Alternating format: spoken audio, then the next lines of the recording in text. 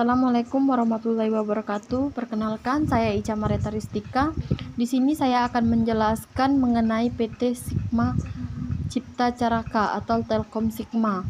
Perusahaan ini merupakan salah satu perusahaan telekomunikasi di Indonesia.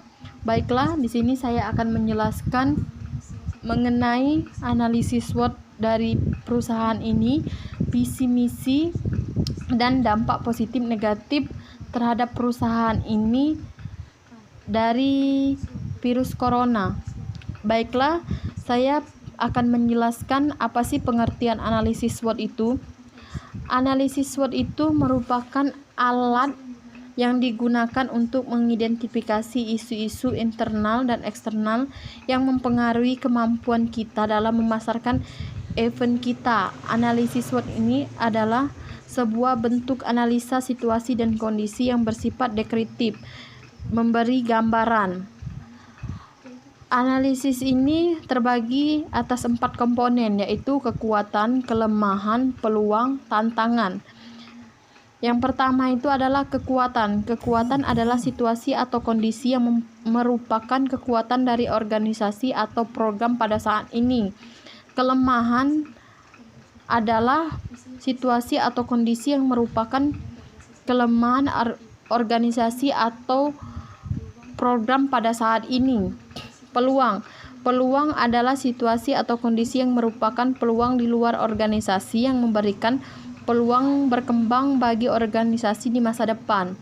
Tantangan ini adalah situasi yang merupakan ancaman bagi organisasi datang dari luar organisasi dan dapat mengancam eksistensi organisasi di masa depan. Baiklah, saya akan menjelaskan visi misi dari perusahaan Telkom Sigma. Telkom Sigma ini mempunyai visi misi ingin menjadi perusahaan penyedia layanan berbasis teknologi informasi terdepan dalam bidang IT. Nah, baiklah, saya akan menjelaskan analisis SWOT dari perusahaan Telkom Sigma ini. Kekuatan atau keuntungan yang berada di Telkom Sigma ini atau keuntungan menggunakan Telkom Sigma. Keuntungan menggunakan Telkom Sigma dipercayai oleh berbagai industri.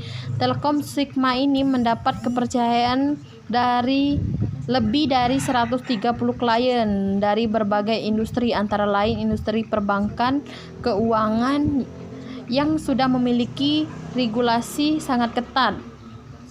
Data center merupakan usaha mereka. Data center itu merupakan bisnis mereka. Karena dari itu mereka menjaga keamanan data klien sama dengan menjaga keamanan mereka, karena mereka menyimpannya di tempat yang sama. Jadi masalah keamanan data jangan diragukan lagi karena sistem mereka menjaganya sangat ketat. Kelemahan dari Telkom Sigma ini adalah fasilitas untuk beberapa mesin kadang terlalu lambat koneksinya, sehingga dalam pengiriman data kadang terasa lebih lambat, tetapi tidak setiap saat demikian. Adapun dari segi klien, banyak yang sudah bekerja sama masih membutuhkan tenaga ahli di bidang IT dan data center. Oleh sebab itu, perlunya pelayanan yang maksimal untuk menjaga hubungan baik antara klien.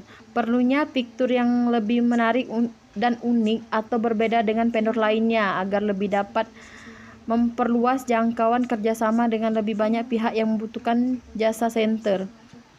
Peluang yang ada di Telkom Sigma ini adalah pada tahun 2015 Indonesia akan tercatat sebagai negara dengan kapasitas data center nomor 4 terbesar di dunia, yaitu ketika PT Telekomunikasi Indosat telah menyelesaikan target kapasitas pusat dan seluas 100.000 M.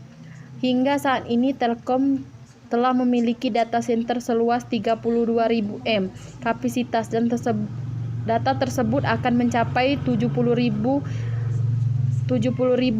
pada akhir tahun ini dengan pembangunan data center di beberapa kota di Indonesia.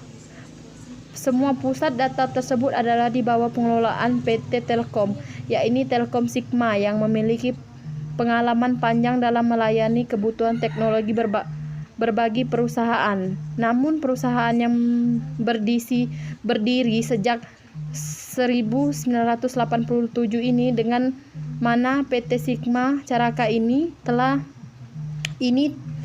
terkadang menjual layanan data center karena komitmennya adalah memperluas layanan teknologi ke semua dunia.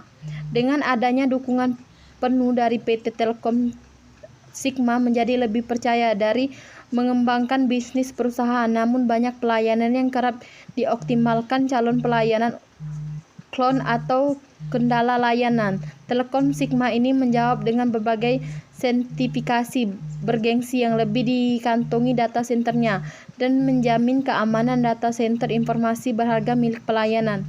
Yang tidak kalah penting, Telkom Sigma diwakili ratusan teknis adalah yang telah mengantongi sertifikat di bidang masing-masing. Yang terakhir adalah tantangan. Ternyata ancaman dan merupakan tantangan. Salah satu tantangan yaitu banyaknya vendor lain yang menawarkan fitur dan aplikasi yang lebih menarik dan mengedepankan keamanan dan yang dapat dipercaya. Yang terakhir itu adalah tantangan. Tentunya ancaman merupakan tantangan perusahaan. Banyaknya vendor lain yang menawarkan fitur dan aplikasi yang lebih menarik dan mengedepankan keamanan yang dapat dipercaya. Persaingan pasar antar vendor IT dalam data center, dan banyaknya pertanyaan yang kerap dilontarkan calon dan keandalan layanan. Dampak positif dan negatif terhadap Telkom Sigma yaitu: pertama adalah keterlambatan pasokan perangkat jaringan dan juga dukungan teknis bagi solusi atau usincase layanan baru terhambat akibat terbatasnya tenaga ahli dari vendor yang berasal dari negara terdampak COVID-19. Dampak terbesar bagi operator adalah potensi naiknya biaya belanja modal infrastruktur, jaringan, dan operasional atau maintenance untuk mempertahankan layanan 7x24 jam. Karena itu perlu diberikan insentif bagi operator, misal menunda implementasi validasi email ponsel yang membutuhkan investasi besar.